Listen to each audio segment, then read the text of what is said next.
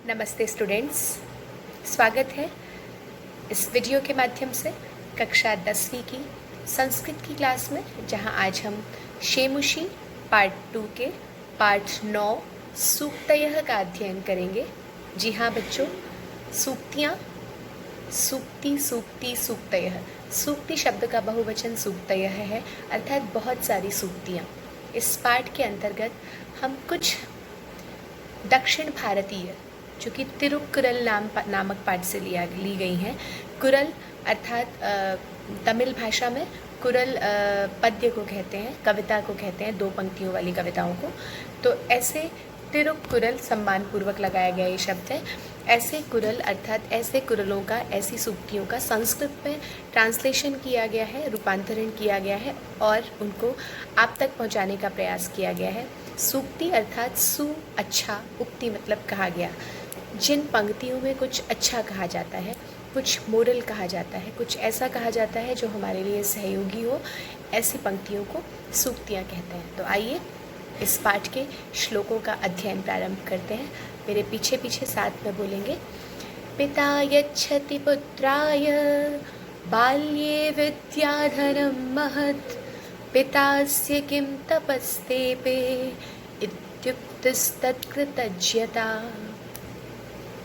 अर्थात इसका अन्वय मैं वीडियो के साथ संलग्न कर दूंगी। पुत्राय पिता यच्छति, यच्छ धातु के अर्थ में देना, यच्छ माने देना। यच्छ धातु के अर्थ में चतुर्थी विभक्ति का प्रयोग होता है। अभी हमने उपपद विभक्तियों में पढ़ा था, तो इसीलिए पिता पुत्राय यच्छति, पिता पिता के द्वारा, पुत्राय पुत्र के लिए, यच्छति दिया जाता है। क्या? बाल्ये, बाल्यकाल में। बाल्य यहाँ पर सप्तमी का एक वचन है। बाल्यकाल में विद्याधनम महत्, विद्या रूपी महत्, सबसे बड़ा जो धन है वो पिता द्वारा पुत्र को दिया जाता है। पिता अस्य किम तपस्तेपे, अस्य इस पुत्र के, अस्य इति सर्वनाम पदम कस्मै प्रयुक्तम? हाँ जी, पुत्रस्य कृते प्रयुक्तम, पुत्राय कृते प्रयुक्तम या पुत्र कृते प्रयुक्तम। तो अस्य पुत्र के पिता, पिता किम तपस्तेपे, कितना तप माने तप, तेपे मतलब करते हैं, कितना तप करते हैं। अगर ये इति उक्ति तत्कृतज्ञता, इति ऐसा, उक्ति कहना, तत् उस पुत्र की कृतज्ञता मानी जाएगी। अगर पिता के बलिदानों को, पिता के परिश्रम को, पिता की मेहनत को, परिश्रम को बच्चा समझ लेता है और इतना समझ लेता है कि वो तप करते हैं मेरे लिए, देखो कितनी धन संपत्ति वो कमाते हैं, और फिर बिना परवाह किए आपकी सिर्फ एक शर्त पे या आपके एक क्लिक पे वो आपके ऊपर लगा देते हैं। आपकी कोचिंग करानी हो, आपको अच्छी पढ़ाई, अच्छी शिक्षा देनी हो, आपके लिए अच्छे वस्त्र लाने हो, इस प्रकार के कितने काम ऐसे हैं, करोड़ों काम जो कि पिता बाल्यकाल में अपने बच्चे के लिए करता है। तो ऐसे पुत्र के लिए, जिसके लिए पिता ने इतना किया है, ऐसे पुत्र का ये कर्तव्य बनता है कि वह अपने पुत्र के प्रति, पिता के प्रति सर्वदा कृतज्ञ रहे। श्लोक में तो सिर्फ इतना कहा गया है कि इतना मान लेने मात्र से कि पिता का कितना बड़ा तप है, परिश्रम है इसके पीछे, यही पुत्र की कृतज्ञता होती है। परंतु इसका भाव ये है कि पुत्र को हमेशा अपने पिता के प्रति कृतज्ञता अर्थात उसकी करे हुए का ज्ञापन, कृत करा हुआ, ज्ञापन जान, किए हुए का ज्ञान रखना, किए हुए का भाव अपने मन में हमेशा रखना पुत्र का कर्तव्य है। इस पर जो श्लोक का जो भाषिक कार्य है वो आप सभी अपने आप करने का प्रयास करेंगे। जैसे मैं आपको बता देती हूँ, विद्याधनम इत्यस्य श्लोके विशेषणम किम, विद्याधन शब्द का विशेषण क्या है, आप ध्यान से सुनेंगे तो आपको समझ आ जाएगा। तेपे इति क्रियायाः कर्तृपदम किम, तेपे मतलब करता है, क्या करता है वो? जी हाँ, तपः तेपे, तप है इति कर्तृपदम। श्लोके अव्यय पदम किम, पूरे श्लोक में अव्यय पद क्या है? जी हाँ, संधि शब्द हुआ है इत्युक्तस्तत्कृतज्ञता, इति प्लस उक्ति प्लस तत् प्लस कृतज्ञता। इति और उक्ति में संधि हुई है, यण संधि, और इति जो है वो अव्यय पदम है। शैशवे इत्यस्य किम पर्याय पदम प्रयुक्तम, और शैशव इस शब्द का क्या पर्यायवाची शब्द इस श्लोक में प्रयुक्त हुआ है? शैशव मतलब बाल्यकाल। जी हाँ, क्या है? बाल्ये। अब आपको ध्यान क्या देना है, जिस विभक्ति में आपसे प्रश्न पूछा है आपने उत्तर उसी विभक्ति में देना है। शैशवे सप्तमी विभक्ति है, इसलिए उत्तर भी कहीं ना कहीं श्लोक में सप्तमी विभक्ति में छिपा होगा। तो बाल्ये इति पर्याय पदम। कथितम इत्यस्य किम पदम प्रयुक्तम, कथितम के लिए क्या पद प्रयुक्त हुआ है, कथितम मतलब कहा जाना। हाँ जी, आप खुद ढूंढेंगे इसका। कृतज्ञता पदे किम प्रत्यय है, कृतज्ञता इस पद में कौन सा प्रत्यय है, मैंने पिछले पाठ में भी बताया था। ता शेष बचता है तल प्रत्यय का, पहले हमारे सिलेबस में था, इस साल के लिए हम नहीं पढ़ रहे हैं, बट प्रोजेक्ट वर्क के लिए और असेसमेंट एएसएल के लिए हम इसको पढ़ेंगे। तल प्रत्यय का ता शेष बचता है, तो जब भी आपको किसी शब्द में ता शेष दिखता है तो वो तल प्रत्यय है, विशेषण बनाता है ये। कृतज्ञता इत्यत्र ता प्रत्यय वर्तते। अस्येति पदे कह मूल सर्वनाम पदम, कहा है ना, पितास्य किम तपस्ते पे, पिता प्लस अस्य, यहाँ पर अवग्रह चिन्ह आया है, पूर्व रूप संधि हुई है। पिता इस पुत्र को, पिता इस पुत्र को ये समझना चाहिए, तो किस पुत्र को, अस्येति शब्द से मूल सर्वनाम पदम किम, जी हाँ, इदम, इदम शब्द के शब्द रूप चलते हैं, अस्य वहाँ की षष्ठी विभक्ति का एक वचन है।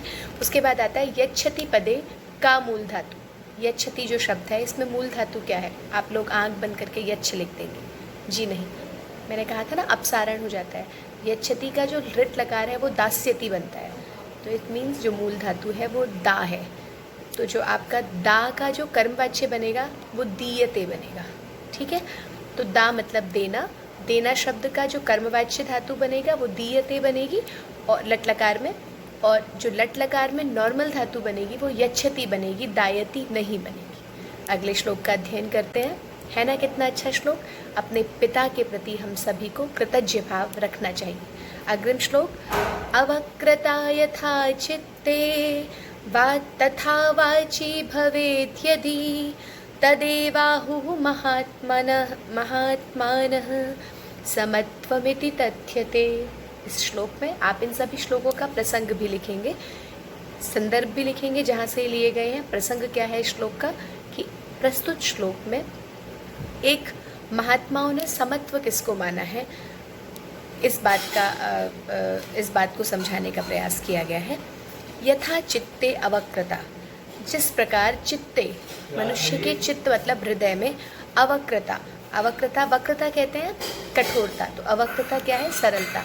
जिस प्रकार मनुष्य के चित्त में सरलता होती है, तथैव यदि, अगर वैसी ही वाची भवेत्, वाची यहाँ पर सप्तमी का एक वचन है, वाणी का, वाक शब्द का सप्तमी का एक वचन वाची है, उसी प्रकार अगर वाणी में भी हो जाए, जिस प्रकार हमारा जो चित्त है वो सरल होता है, किसी भी बात को देख के, किसी भी करुणापरक सीन को, दृश्य को देखकर हमारा दिल भर आता है, अगर उतनी ही सरलता, उतनी ही मधुरता हमारी वाणी में हो जाए, तदेव आहुः महात्मानः, तत् प्लस एव प्लस आहु, आहु मतलब कहा गया है, तत् वह, एव ही उसी को ही कहा गया है, महात्मानः महात्मा लोगों के द्वारा।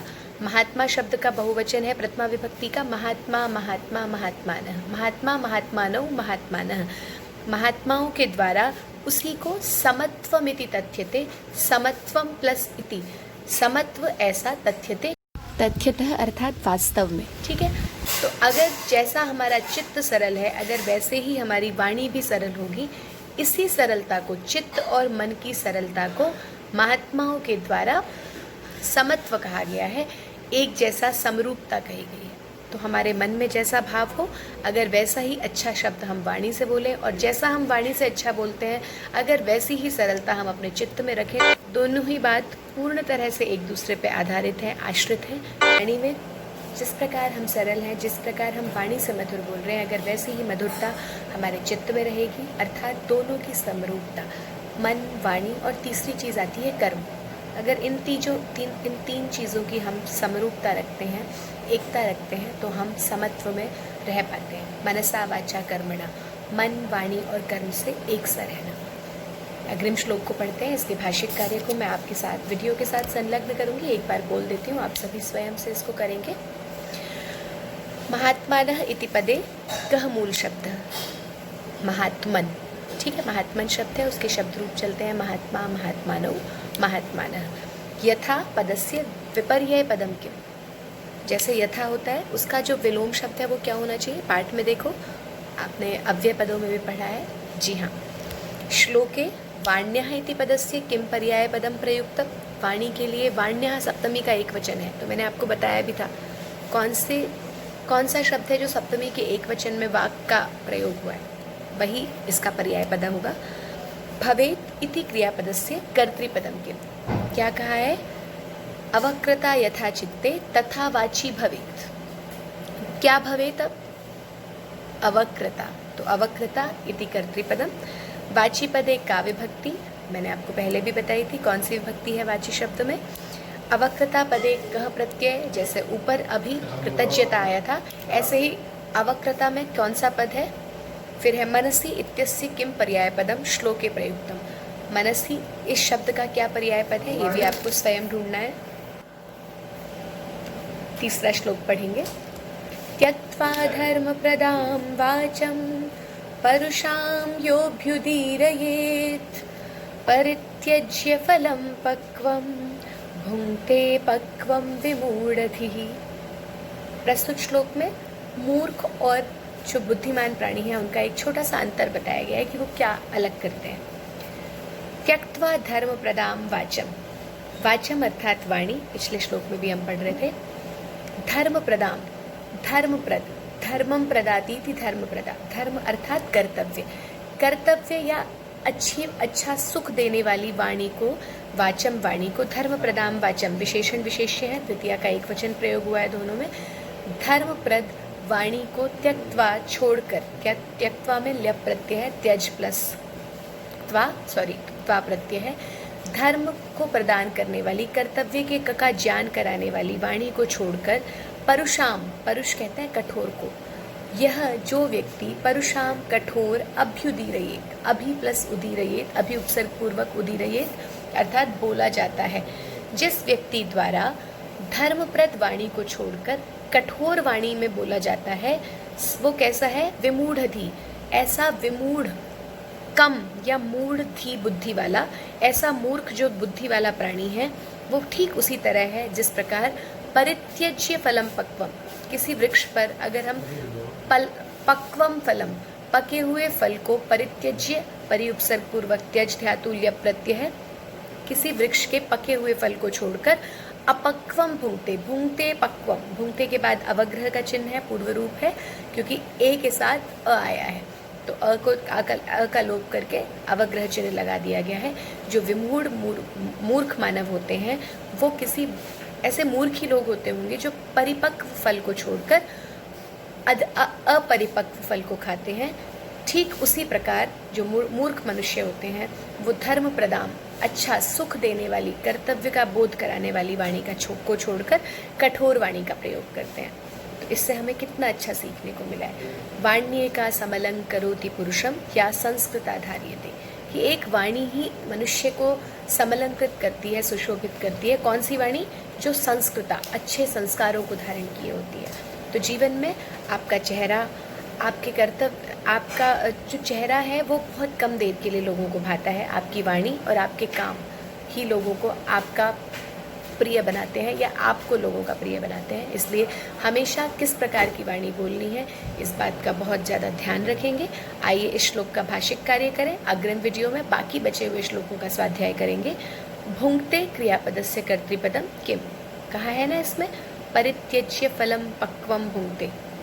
तो भुंक्ते इति क्रियापदस्य, ये क्रिया है। भुंक्ते कौन खाता है? फल तो नहीं खाता है ना, फल को खाया जाता है, तो खाने वाला जो है वो इसका करता है। श्लोके कठोराम पदस्य कह पर्याय है, मैंने बताया आपको कठोर के लिए कौन सा पर्याय है। जी हाँ, वाचम इत्यस्य किम विशेषण पदम प्रयुक्तम। वाचम शब्द के लिए क्या शब्द आया है यहाँ पर? विशेषण शब्द। मैंने आपको बताया था विशेषण विशेष्य है दोनों। तो इस प्रकार इस श्लोक के भाष्य कार्य को भी अभी इसमें अभ्युदीरयेत इति क्रियापदस्य कर्तृपदम किम और यह इति सर्वनाम पदम कस्मै प्रयुक्तम, इन भाषिक कार्यों को हम करेंगे। अग्रिम वीडियो में पाठ की बची हुई सूक्तियों का अध्ययन करेंगे। तब तक के लिए स्वस्थ रहिए, सुरक्षित रहिए, प्रसन्न रहिए। नमस्ते, धन्यवाद।